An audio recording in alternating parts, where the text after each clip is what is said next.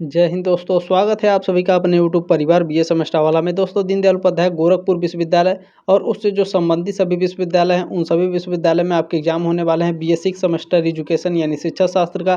Paper का नाम है educational administration and management. Paper code है EDO 306 और पेपर कब होगा गुरुजी? 30 अप्रैल 2025 को होगा। ठीक है, प्रीवियस ईयर का क्वेश्चन पेपर है 2023-24 शास्त्र का। ठीक है, बिना देरी के स्टार्ट कर देते हैं आज के इस क्लास को। आपसे रिक्वेस्ट है ज़्यादा से ज़्यादा बच्चों के पास इस क्वेश्चन पेपर को शेयर कर दीजिएगा, ताकि सभी के व्हाट्सएप पर ये उपलब्ध हो सके क्लास, और सभी बच्चे अपना प्रीवियस ईयर का क्वेश्चन पेपर जरूर देख लें। ठीक है, कि किस तरह से आपके एग्जाम में क्वेश्चन पूछे गए थे। ठीक है, चले बाकी आपके क्लासेस भी मैंने करा रखे हैं। अलग अलग यूनिवर्सिटी के क्वेश्चन पेपर भी मैंने दिया है। डिस्क्रिप्शन बॉक्स में आपके प्लेलिस्ट का लिंक है, जा करके आप लोग जरूर सारे क्लासेस को अटेंड कर लेंगे। ठीक है, एग्जाम से पहले देखिए, इसमें फर्स्ट क्वेश्चन पूछा गया है, केंद्रीय शिक्षा सलाहकार परिषद का अध्यक्ष होता है। केंद्रीय शिक्षा सलाहकार परिषद का जो अध्यक्ष है वो एजुकेशन मिनिस्टर या फिर मानव संसाधन विकास मंत्री होते हैं।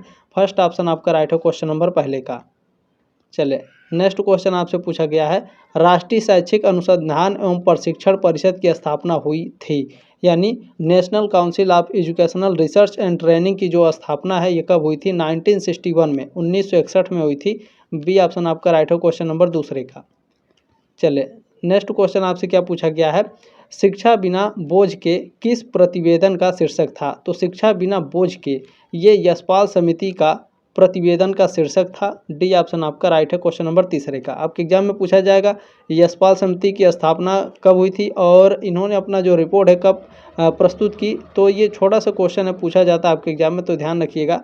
देखिए, शिक्षा बिना बोझ के शीर्षक यशपाल समिति की रिपोर्ट का था। इसे राष्ट्रीय सलाहकार समिति NSE की रिपोर्ट के रूप में भी जाना जाता है। यह रिपोर्ट 1993 में प्रस्तुत की गई थी। ठीक है, ध्यान रखिएगा इस बात को।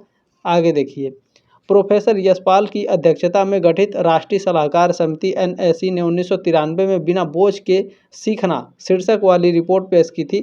रिपोर्ट का उद्देश्य क्या था? तो इस रिपोर्ट का मुख्य उद्देश्य स्कूली बच्चों, विशेष रूप से जो युवा छात्र हैं उन पर बोझ को कम करने के तरीके और साधनों पर सलाह देने के लिए था। ठीक है, चलें नेक्स्ट क्वेश्चन देखिए, आपसे क्या पूछा जा रहा है।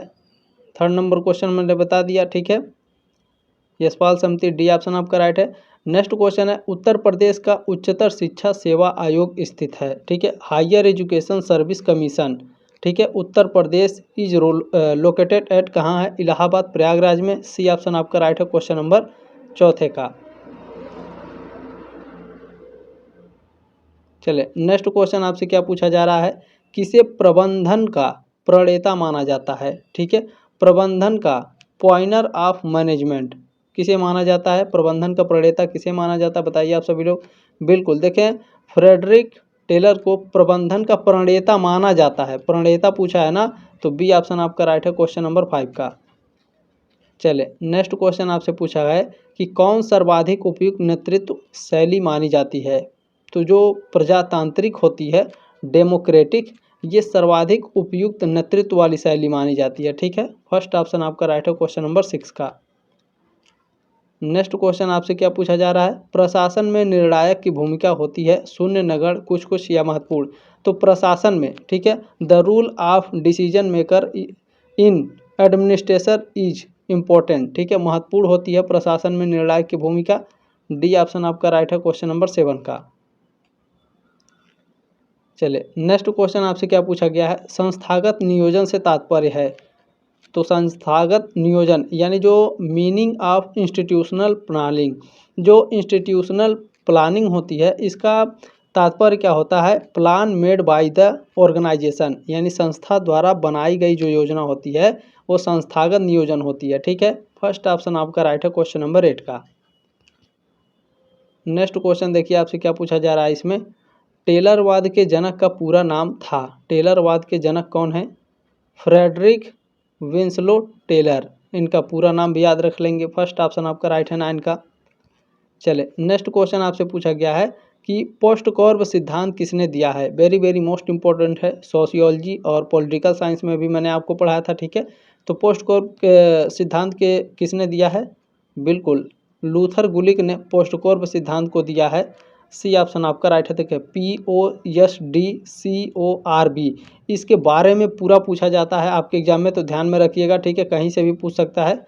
देखें, लूथर गुलिक द्वारा प्रस्तावित पोस्ट कार्ब में 7 तत्वों का समावेश है। कौन कौन से वो 7 तत्व है, जैसे आपके एग्जाम में जानते हैं किस तरह से क्वेश्चन पूछेगा कि POSDCORB, इसमें जो C है इसका मतलब क्या है, R है इसका मतलब क्या है, इसमें जो O है इसका मतलब क्या है, P का मतलब क्या है, इस तरह से पूछता है, ठीक है, क्योंकि ये 7 हैं और 7 को याद रखना है। तो पोस्ट कार्ब का पूरा स्वरूप जैसे है, P का मतलब क्या है, प्लानिंग यानी योजना, O का मतलब है ऑर्गेनाइजिंग यानी संगठन, S मतलब स्टाफिंग यानी कर्मचारी, D से डायरेक्टिंग यानी निर्देशन, C से कोऑर्डिनेटिंग यानी समन्वय, और R से रिपोर्टिंग यानी प्रतिवेदन, और B से क्या है आपका बजटिंग यानी बजट, ठीक है। ये 7 प्रकार के लूथर गुलिक ने पोस्ट कार्ब के सिद्धांत दिए थे, ठीक है। चलें, क्वेश्चन नंबर 10 मैंने आपको बता दिया, सी ऑप्शन आपका राइट है, ठीक है। पोस्ट कार्ब सिद्धांत किसने दिया है, लूथर गुलिक ने। नेक्स्ट क्वेश्चन आपसे क्या पूछा गया है, पूछा जा रहा है कि प्रशासनिक प्रक्रिया का सिद्धांत किसने किया था, नहीं दिया था, ठीक है। प्रशासनिक प्रक्रिया का सिद्धांत, ठीक है, who gave the principle of administrative process, principle of administrative process यानी प्रशासनिक प्रक्रिया का सिद्धांत किसने दिया है, हेनरी फेयोल ने दिया है। बी ऑप्शन आपका राइट है क्वेश्चन नंबर 11 का। नेक्स्ट क्वेश्चन है, विद्यालय संगठन का उद्देश्य है। विद्यालय संगठन का उद्देश्य क्या होता है, बालक की क्रियाओं से, बिल्कुल नहीं, बालक का सर्वांगीण विकास, ठीक है, all round development of the child, बच्चे का पूरा अच्छे तरीके से विकास करना विद्यालय संगठन का उद्देश्य होता है। बी ऑप्शन आपका राइट है क्वेश्चन नंबर 12 का। चलिए, नेक्स्ट क्वेश्चन पूछा है, निरीक्षण के प्रकार होते हैं, टाइप ऑफ इंस्पेक्शन आर, ठीक है। निरीक्षण के कितने प्रकार होते हैं, तो निरीक्षण के संशोधात्मक प्रकार होते हैं, निषेधात्मक और रचनात्मक प्रकार भी होते हैं। डी ऑप्शन आपका राइट है, उपरोक्त सभी आपके करेक्ट हैं। चले, नेक्स्ट क्वेश्चन इसमें आपसे पूछा गया है, मोस्ट इंपॉर्टेंट है, नेतृत्व के आकस्मिकता का सिद्धांत किसने दिया है, ठीक है। Who has give the contingency theory of leadership, ठीक है। नेतृत्व के आकस्मिकता का जो सिद्धांत है ये दिया गया है फिडलर महोदय के द्वारा, ठीक है। डी ऑप्शन आपका राइट है क्वेश्चन नंबर 14 का। नेक्स्ट क्वेश्चन क्या पूछा गया है, प्रशासन का नौकरशाही सिद्धांत किसने दिया है, प्रशासन का नौकरशाही सिद्धांत ये दिया गया है मैक्स वेबर के द्वारा, ठीक है। फर्स्ट ऑप्शन आपका राइट है क्वेश्चन नंबर 15 का।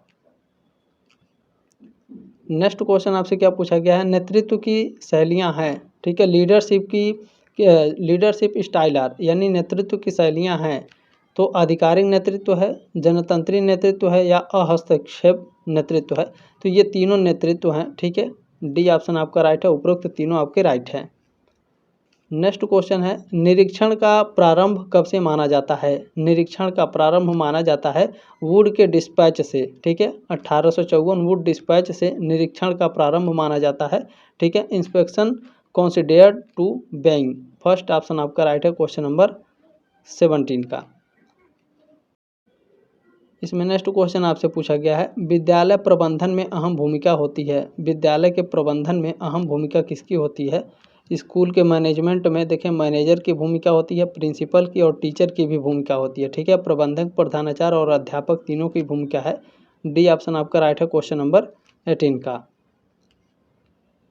नेक्स्ट क्वेश्चन आपसे क्या पूछा जा रहा है, शिक्षण संस्था में प्रशासक तथा पर्यवेक्षक दोनों के ठीक है उत्तरदायित्वों का निर्वहन कौन करता है, तो शिक्षण जो संस्था होती है इसमें जो प्रशासक हैं और पर्यवेक्षक हैं, इन दोनों के जो उत्तरदायित्वों का निर्वहन करता है वो प्रधानाचार्य करता है, प्रिंसिपल करता है, ठीक है। बी ऑप्शन आपका राइट है क्वेश्चन नंबर 19 का। चले, नेक्स्ट क्वेश्चन आपसे क्या पूछा जा रहा है, एजुकेशनल एडमिनिस्ट्रेशन यानी शैक्षिक प्रशासन का कार्य है, ठीक है। एजुकेशनल एडमिनिस्ट्रेशन का कार्य क्या होता है, तो इसका काम होता है उत्तम शैक्षिक व्यवस्था, गुड एजुकेशनल सिस्टम, संस्थाओं का कार्य वर्क ऑफ इंस्टीट्यूट्स और पर्यवेक्षण एवं नियंत्रण, ठीक है, सुपरविजन एंड कंट्रोल, ये सभी क्या हैं आपके शैक्षिक प्रशासन के कार्य हैं, एजुकेशनल एडमिनिस्ट्रेशन के कार्य हैं। डी ऑप्शन आपका राइट है क्वेश्चन नंबर 20 का।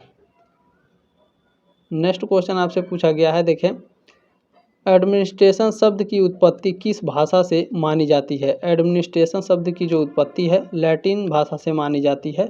सी ऑप्शन आपका राइट है 21 का। नेक्स्ट क्वेश्चन आपसे पूछा गया है, शिक्षा प्रशासन की प्रमुख विशेषता है। ठीक है, एजुकेशनल एडमिनिस्ट्रेशन की प्रमुख विशेषता क्या होती है? तो एक संबंधित प्रक्रिया, ठीक है, रिलेटेड प्रोसेस, मानवीय प्रक्रिया, ह्यूमन प्रोसेस, गतिशील प्रक्रिया, डायनामाइक प्रोसेस, ये सभी क्या हैं? ये सभी एजुकेशनल एडमिनिस्ट्रेशन की विशेषताएं हैं शिक्षा प्रशासन की। डी ऑप्शन आपका राइट है क्वेश्चन नंबर 22 का। चले नेक्स्ट क्वेश्चन आपसे पूछा जा रहा है, एडमिनिस्ट्रेशन शब्द की उत्पत्ति लैटिन भाषा के शब्द एडमिनिस्टर से हुई मानी जाती है, जिसका अर्थ है व्यवस्था करना और प्रशासन करना। To manage, to administration. ठीक है, दोनों आपके राइट हैं। सी ऑप्शन आपका राइट है और भी दोनों करेक्ट हैं। नेक्स्ट क्वेश्चन है, लूथर गुलिख ने शैक्षिक प्रशासन प्रक्रिया का विश्लेषण व्यापक अर्थ में पोस्टकॉर्ब फार्मूले द्वारा प्रस्तुत किया। ठीक है, इसकी संरचना कितने तत्वों का समावेश है? मैंने क्या बताया? 7 बताया आपको पोस्टकॉर्ब में। इसी को आप देख लीजिए, 1 2 3 4 5 6 7 हैं टोटल। ठीक है, 7। सी ऑप्शन आपका राइट है क्वेश्चन नंबर 24 का। चले नेक्स्ट क्वेश्चन आपसे पूछा गया है, शिक्षक की भूमिका होती है, टीचर की क्या रोल होता है? तो टीचर का जो रोल होता है वो क्या है? एक निर्देशक की, एक डायरेक्टर की भूमिका होती है, एक दार्शनिक की भूमिका होती है टीचर की, फिलोसोफर की। ठीक है, आपको आगे क्या करना है, भविष्य में क्या नहीं करना है। ठीक है, एक सुविधा प्रदायक की, ठीक है, फैसिलिटेटर की। तो ये सभी टीचर की भूमिका होती है। ठीक है, डी ऑप्शन आपका राइट है क्वेश्चन नंबर 25 का। नेक्स्ट क्वेश्चन आपसे क्या पूछा गया है, शैक्षिक पर्यवेक्षण का गहरा संबंध होता है। ठीक है, एजुकेशनल सुपरविजन का गहरा संबंध किससे होता है? शिक्षकों से, जो टीचर हैं इनसे होता है, सीखने की परिस्थितियों से होता है और छात्रों की उन्नति से। इन सभी से एजुकेशनल सुपरविजन का रिलेशन होता है, गहरा संबंध होता है इनसे। डी ऑप्शन आपका राइट है 26 का। नेक्स्ट क्वेश्चन आपसे पूछा गया है, किस प्रशासनिक प्रक्रिया का केंद्र बिंदु माना जाता है? यहाँ किसे होगा? ठीक है, किसे प्रशासनिक प्रक्रिया का केंद्र बिंदु माना जाता है? तो निर्णय प्रक्रिया या फिर नीति निर्धारक को प्रशासनिक प्रक्रिया का केंद्र बिंदु माना जाता है। फर्स्ट ऑप्शन आपका राइट है। ठीक है, डिसीजन प्रोसेस या फिर पॉलिसी फार्मूलेशन को क्या माना जाता है? प्रशासनिक प्रक्रिया का केंद्र बिंदु। ठीक है, एडमिनिस्ट्रेटिव प्रोसेस का केंद्र बिंदु। ठीक है, क्लियर हुआ? चलें नेक्स्ट क्वेश्चन आपसे क्या पूछा गया है, प्रबंधन की प्रकृति होती है। ठीक है, नेचर ऑफ मैनेजमेंट। मैनेजमेंट की प्रकृति क्या होती है? आर्ट यानी कला और साइंस यानी विज्ञान। मैनेजमेंट की ये दोनों प्रकृति होती है। ठीक है, नेचर होती है। सी ऑप्शन आपका राइट है, ए और बी दोनों आपके करेक्ट हैं। इसमें नेक्स्ट क्वेश्चन आपसे पूछा गया है, विद्यालय संगठन की प्रमुख विशेषता है। Main characteristics of school organisation is. ठीक है, विद्यालय संगठन की विशेषता होती है समन्वय एवं सहयोग। ठीक है, शैक्षिक अवसरों की समानता और व्यक्तित्व का विकास, पर्सनालिटी का डेवलपमेंट। ठीक है, ये सभी। डी ऑप्शन आपका राइट है 29 का। चले इसमें नेक्स्ट क्वेश्चन आपसे पूछा गया है, ये एक स्टेटमेंट दिया गया है कि शिक्षा के क्षेत्र में प्रशासन का आशय सरकार शब्द से है, जिसका निकटतम संबंध विशेष संदर्भ में इन शब्दों से होता है, जैसे अधीक्षण, पर्यवेक्षण, योजना, त्रुटि, निर्देशन, संगठन, नियंत्रण, समायोजन, नियम आदि। तो ये जो स्टेटमेंट है ये जेवी सीयर्स के द्वारा दिया गया है। सी ऑप्शन आपका राइट है 30 का। चले नेक्स्ट क्वेश्चन आपसे क्या पूछा जा रहा है, पर्यवेक्षण एक अच्छे शिक्षण एवं सीखने की परिस्थिति का निर्माण करता है, किसने कहा है? इस क्वेश्चन का आंसर बुक में नहीं मिल पाया है, इंटरनेट पर डब्ल्यू किम्बल दिखा रहा है। बी ऑप्शन आपका इसमें करेक्ट होना चाहिए मेरे हिसाब से। ठीक है, बाकी आप लोग कमेंट करके बता देंगे। नेक्स्ट क्वेश्चन है, केंद्र सरकार द्वारा संचालित माध्यमिक विद्यालय है। केंद्र सरकार द्वारा संचालित माध्यमिक विद्यालय कौन सा है? तो ये दोनों हैं। ठीक है, केंद्रीय माध्यमिक विद्यालय और नवोदय विद्यालय। सी ऑप्शन आपका राइट है क्वेश्चन नंबर 32 का। चलिए इसमें नेक्स्ट क्वेश्चन पूछा गया, संगठन के अंतर्गत किया जाता है। ठीक है, जो ऑर्गेनाइजेशन होता है इसके अंतर्गत क्या किया जाता है? ऑर्गेनाइजेशन के अंदर क्या किया जाता है? प्रयासों तथा स्रोतों में समन्वय, कार्य एवं क्रियाओं का विभाजन, अधिकार एवं उत्तरदायित्व को आरोह क्रम में निर्धारित किया जाता है। ये सभी। डी ऑप्शन आपका राइट है क्वेश्चन नंबर 33 का। चलिए नेक्स्ट क्वेश्चन आपसे क्या पूछा गया है, शिक्षा को किस सूची में सम्मिलित किया गया है? संविधान के किस सूची में? केंद्र सूची में, राज्य सूची में, समवर्ती सूची में या जिला सूची में? बताइए। एजुकेशन को किस में रखा गया है? समवर्ती सूची में रखा गया है। ठीक है, सी ऑप्शन आपका राइट है क्वेश्चन नंबर 34 का। नेक्स्ट क्वेश्चन है, विद्यालय संगठन के प्रमुख क्षेत्र हैं। ठीक है, जो स्कूल ऑर्गेनाइजिंग आर, विद्यालय संगठन के प्रमुख क्षेत्र कौन कौन से हैं? तो व्यवस्था के अंगों में सहयोग करना, समय सारणी तैयार करना, पाठ्य सहगामी क्रियाओं की व्यवस्था करना, ये सभी क्या हैं? विद्यालय संगठन के प्रमुख क्षेत्र हैं। डी ऑप्शन आपका राइट है क्वेश्चन नंबर 35 का। चले नेक्स्ट क्वेश्चन आपसे क्या पूछा गया इसमें, प्रधानाचार्य किसी जहाज के कप्तान की भांति स्कूल में अपना मुख्य स्थान रखता है, किसने कहा? ये स्टेटमेंट दिया गया है पीसी रेन के द्वारा। बी ऑप्शन आपका राइट है क्वेश्चन नंबर 36 का। चलें नेक्स्ट क्वेश्चन क्या है, शैक्षिक प्रशासन की आवश्यकता है, एजुकेशनल एडमिनिस्ट्रेशन की आवश्यकता कहाँ पर होती है? तो एजुकेशनल एडमिनिस्ट्रेशन की आवश्यकता शैक्षिक उद्देश्यों की प्राप्ति के लिए, शिक्षा कार्यक्रम का नियोजन करने के लिए और मूल्यांकन करने के लिए, इवैल्यूएशन। ठीक है, डी ऑप्शन आपका राइट है क्वेश्चन नंबर 37 का। नेक्स्ट क्वेश्चन है, प्रशासन के परंपरावादी विचारधारा के विकास में प्रमुख योगदान है।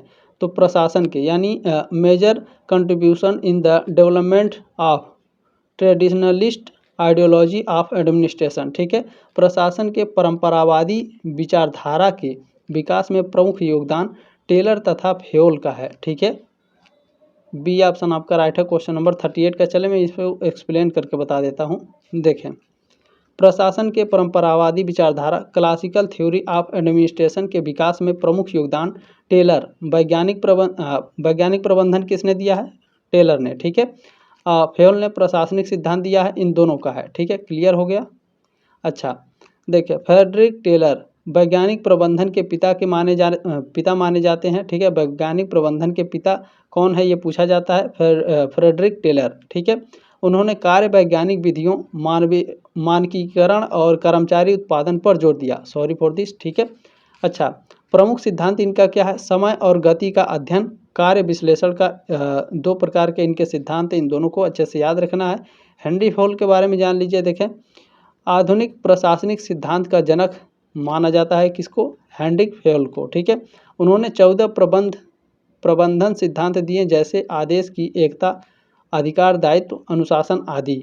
ठीक है, प्रशासन के सार्वभौमिक सिद्धांतों पर भी जोर दिया है हेनरी फेयोल ने। ठीक है, ये क्लियर होगा 38 का। नेक्स्ट क्वेश्चन चले देखते हैं क्या पूछा गया है आपसे। पूछा गया है कि शैक्षिक प्रशासन की प्रमुख विशेषता है। ठीक है, एजुकेशनल एडमिनिस्ट्रेशन की प्रमुख विशेषता क्या होती है?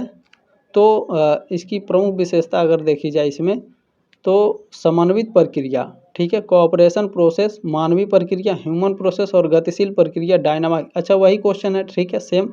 डी ऑप्शन आपका राइट है 39 का। चले नेक्स्ट क्वेश्चन क्या पूछा गया है, निरीक्षण किस प्रकार की क्रिया है? ठीक है, ऑब्जर्वेशन किस प्रकार की क्रिया होती है? औपचारिक क्रिया होती है या फिर अनौपचारिक क्रिया होती है? तो ये दोनों प्रकार की क्रियाएं होती हैं निरीक्षण। ठीक है, सी ऑप्शन आपका राइट है क्वेश्चन नंबर 40 का। नेक्स्ट क्वेश्चन आपसे पूछा गया है, पर्यवेक्षण शब्द का सर्वप्रथम प्रयोग कहाँ किया गया? पर्यवेक्षण शब्द का जो सर्वप्रथम प्रयोग है ये इंग्लैंड के वेस्टर्न नगर में हुआ था। सी ऑप्शन राइट है 41 का। चले नेक्स्ट क्वेश्चन क्या पूछा जा रहा है। नेक्स्ट क्वेश्चन है, कक्षा कक्ष प्रबंध का लक्ष्य है। ठीक है, गोल्स ऑफ क्लासरूम मैनेजमेंट। कक्षा कक्ष यानी क्लासरूम प्रबंधन यानी क्लासरूम मैनेजमेंट का लक्ष्य क्या होता है? क्लासरूम मैनेजमेंट का लक्ष्य होता है सकारात्मक वातावरण उत्पन्न करना, अकादमिक उपलब्धि संवर्धन, प्रभावी अनुदेशन। ये सभी डी ऑप्शन राइट है 42 का। चले नेक्स्ट क्वेश्चन पूछा गया है, निम्न में से कौन सा शैक्षिक संस्थानों के आय का स्रोत नहीं है?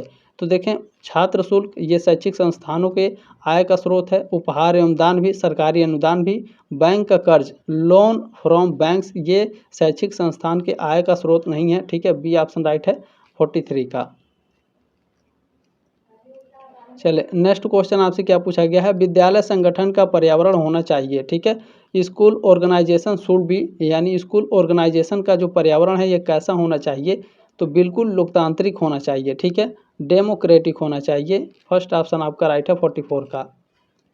नेक्स्ट क्वेश्चन आपसे पूछा जा रहा है विद्यालय संगठन की विशेषता है, ठीक है, स्कूल ऑर्गेनाइजेशन की क्या विशेषता होती है बताइए। विद्यालय संगठन की विशेषता क्या है? समन्वय, सहयोग और लचीलापन, ये सभी, ठीक है। डी ऑप्शन आपका राइट है क्वेश्चन नंबर 45 का। नेक्स्ट क्वेश्चन आपसे क्या पूछा जा रहा है? प्रधानाचार्य का मुख्य उत्तरदायित्व है, ठीक है, the chief responsibility of the principal is. प्रधानाचार्य का मुख्य उत्तरदायित्व क्या होता है? तो संस्थान में नेतृत्व प्रदान करना, ठीक है, प्रोवाइड लीडरशिप इन इंस्टीट्यूट, ठीक है, संस्थान में नेतृत्व प्रदान करना, ये प्रधानाचार्य का मुख्य उत्तरदायित्व है। मुख्य पूछा है, ठीक है, फर्स्ट ऑप्शन आपका राइट है 46 का। चले नेक्स्ट क्वेश्चन आपसे क्या पूछा जा रहा है? एक प्रभावी शैक्षिक प्रबंधक का गुण है, ठीक है, एक इफेक्टिव एजुकेशनल मैनेजर का, ठीक है, क्या गुण होता है? तो प्रभावी संप्रेषण, ठीक है, इफेक्टिव कम्युनिकेशन एक प्रभावी शैक्षिक प्रबंधन का गुण होता है। फर्स्ट ऑप्शन आपका राइट है क्वेश्चन नंबर 47 का। नेक्स्ट क्वेश्चन है शैक्षिक प्रबंधन का उद्देश्य है, ठीक है, एजुकेशनल मैनेजमेंट का क्या उद्देश्य होता है? तो इसका उद्देश्य है ढांचागत सुविधाओं की प्रभावपूर्णता एवं कुशलता में वृद्धि करना, कार्य संतुष्टि में वृद्धि करना और अंतर व्यक्तित्व संप्रेषण में सुधार करना, ये सभी। डी ऑप्शन आपका राइट है 48 का। नेक्स्ट क्वेश्चन पूछा गया है नौकरशाही का एक प्रमुख तत्व है। नौकरशाही का प्रमुख तत्व क्या है? पदानुक्रमिता यानी हैरार्की। हैरार्की नौकरशाही का, ठीक है। ब्यूरोक्रेसी का प्रमुख तत्व क्या है? हैरार्की, ठीक है। नौकरशाही का प्रमुख तत्व क्या है? पदानुक्रमिता। बी ऑप्शन आपका राइट है। हिंदी और इंग्लिश में देखेंगे तो ज़्यादा ज़बरदस्त तरीके से समझ में आएगा, ठीक है। अच्छा, आप लोगों ने जो प्यार और सपोर्ट दिया है इसके लिए आप सभी का तहे दिल से धन्यवाद। मेरा आशीर्वाद आप लोगों के साथ है। 6 सेमेस्टर एकदम धाकड़ तरीके से आप एकदम पास हो जाएंगे, ठीक है। चले, आप लोग भी मेहनत किए होंगे, हम लोग भी मेहनत किए हैं आप लोगों के लिए। देखें, NIEPA मुख्य रूप से संबंधित है, किससे संबंधित है साथियों? यह एजुकेशनल प्लानिंग से संबंधित होता है, ठीक है, शैक्षिक नियोजन से संबंधित है आपका NIEPA। बी ऑप्शन आपका राइट है क्वेश्चन नंबर 50 का। चले, क्लास कैसी लगी कमेंट के माध्यम से जरूर बताइएगा। जल्दी मिलेंगे आपके नेक्स्ट क्लास में, तब तक के लिए जय हिंद, वंदे मातरम।